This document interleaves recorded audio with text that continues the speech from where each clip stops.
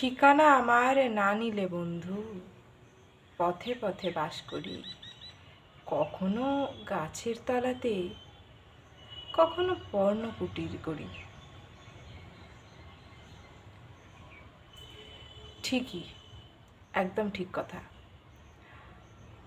বুঝতে পারছেন আমি কোন বিখ্যাত ব্যক্তির কথা বললাম, যিনি আমাদের প্রতিটা রক্তবিন্দুতে অবস্থান করছেন?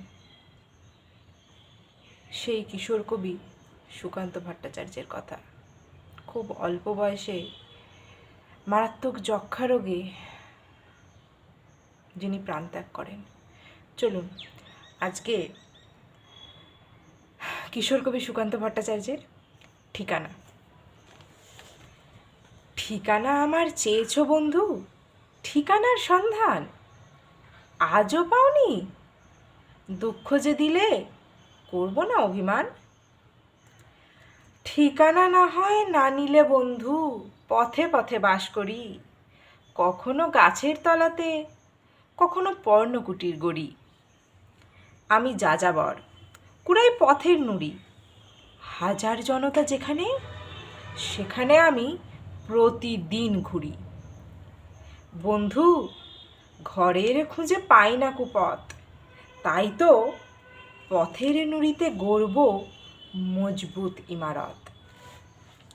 বন্ধু, আজকে আঘাত দিও না তোমার দেওয়া ক্ষতে। আমার ঠিকানা খোঁজ করো শুধু সূর্যোদয়ের পথে। ইন্দোনেশিয়া, যুগোস্লোভিয়া, রুশ ও চীনের কাছে আমার ঠিকানা বহুকাল ধরে যেন গচ্ছিত আছে। আমাকে কি তুমি খুঁজেছো কখনো সমস্ত দেশ জুড়ে, তবুও পাওনি? তাহলে ফিরেছো ভুল পথে ঘুরে ঘুরে। আমার হদিশ জীবনের পথে মন্বন্তর থেকে ঘুরে গিয়েছে যে কিছু দূর গিয়ে মুক্তির পথ বেঁকে। বন্ধু কুয়াশা, সাবধান এই সূর্যোদয়ের ভোরে। পথ হারিও না আলোর আশায় তুমি একা ভুল করে। বন্ধু, আজকে জানি অস্থির রক্ত, নদীর জল, নীর, পাখি, সমুদ্র চঞ্চল। বন্ধু, সময় হয়েছে এখনো ঠিকানা অবজ্ঞাত। বন্ধু, তোমার ভুল হয় কেন এত? আর কতদিন দুচক্ষু কচলাবে? জালিয়ানওয়ালায় যে পথের শুরু, সে পথে আমাকে পাবে।